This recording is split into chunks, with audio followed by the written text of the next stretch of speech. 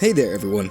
With Tears of the Kingdom finally released, although I have to say and state that I was very lucky to get my collector's edition a couple of days early, there might be a couple of things that you want to grab straight after you finish the tutorial area of the game. One of these features I will be covering today is the Autobuild feature. So let's roll the intro and dive straight in.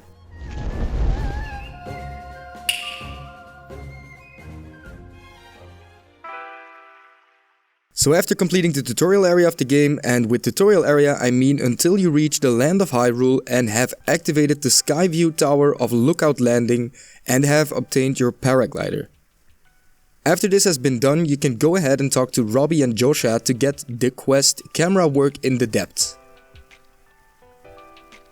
Joshua explains that she found a piece of slate in the depths, but doesn't think it's the only piece, and therefore she wants you to go investigate. This is where you obtain the camera ability, including an explanation from Robbie. The quest will then prompt you to venture into the depths via the southern chasm located underneath Lookout Landing. The quest then has you follow Robbie into the depths until you reach one of the glowing flower roots in the depth, where a researcher will then explain that these are called light roots. Unlocking them slowly but surely reveals an ever so slight part of the big depths underneath the Hyrule mainland.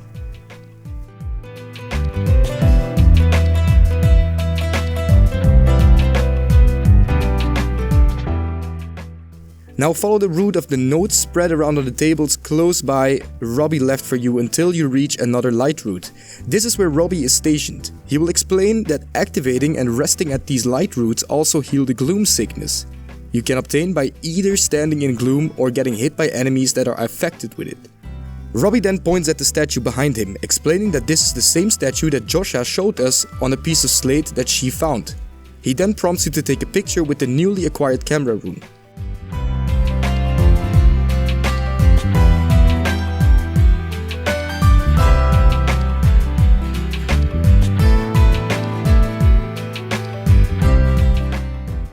After doing so, you can then return to Lookout Landing and turn in the quest. After going around and exploring some more, you can come back to Lookout Landing and be surprised that Joshua has now finished the mural and tells you that it depicts multiple statues of the same kind in a circle and a temple in the middle of all the statues oriented strangely towards one another. She also tells you that the temple-like structure seems to hold something of Zonai origin, a mysterious power of some sort. She also gives you 10 bright bloom seeds paired with 10 arrows and again tells you to go and investigate. You now receive the quest Mystery in the Depths. Now travel back to Laiosus light route that you previously located in the central Hyrule depths. Then check your surrounding for giant statues. If you look closely, you can see that the statues line up with each other and the statues in the back are always facing the next statue in the row. Keep following the row of these statues, fusing the bright bloom seeds onto your arrows to light up the way until you finally reach the place called the Great Abandoned Central Mine.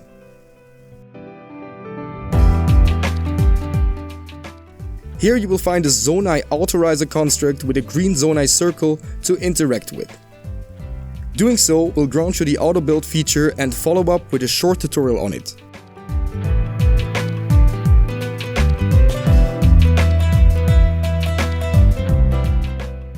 To use Autobuild, simply select the power from your ability wheel. It shows up as an icon of 3 purple hands. Once you select the power, it prompts you with a schematics tab showing certain schematics of vehicles that you have acquired a schematic for. If you then select a specific schematic from the list, there appears a giant purple circle on the ground. Now whenever the circle detects one of the materials needed to build in the circle, the selected schematic will automatically begin to build the vehicle or structure you selected previously from the list. Things you build with Ultra Hand, however, also appear in the history section of the Autobuild ability and can then be selected from there to build again very quickly. The tutorial also prompts you to do so, where you have to first build this car structure by attaching one missing wheel. Now, don't judge my building skills. Yes, I know the wheel is not in sync with the rest of the car, but this is just for tutorial's sake. After attaching the wheel to the car structure, it now has been added to your Autobuild history, and conveniently on the other side of the staircase there are all of the same materials needed to build this exact vehicle again. So you go over to the other side, select Autobuild and select the vehicle that you previously built from the history section and press A to build it.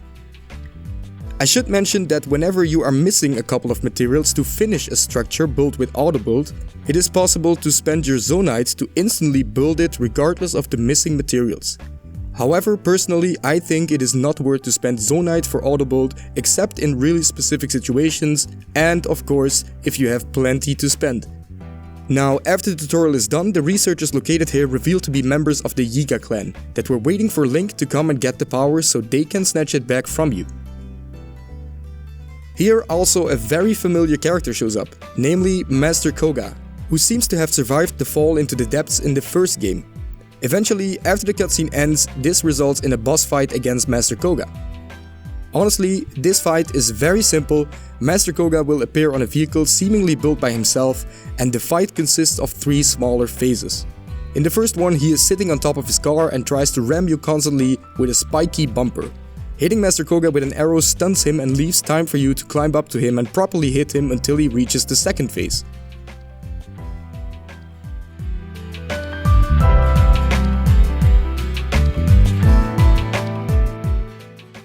The second phase is pretty much the same as the first one, except for the vehicle, which is now a little more protective, having a wooden beam stationed above his head to make the arrows harder to hit.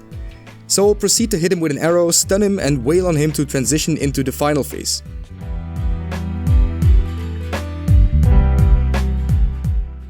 The final phase now summons a force field right into the opening that you previously could fire arrows in, and also has some extra platings on the right and left of him. Be careful though, as he charges a lot quicker at you now. Let him charge at you, climb up the vehicle from behind and quickly hit him to end the fight. After the fight, you will receive a questline to chase Master Koga and the Yigas, which is a topic for another video. You can also grab a schema stone from the assistant concert on the left side of the temple. These stones will provide additional schematics for you to build and experiment with, so collecting these will come in handy throughout your journey. Congratulations, you can now use the Autobuild feature at will and have completed these quests. I thank you all for watching, hope that you enjoyed the video, and if you do so, don't forget to like, comment what you would want to see next, and of course subscribe for more Zelda Tears of the Kingdom related content. Now that's it for now, peace out.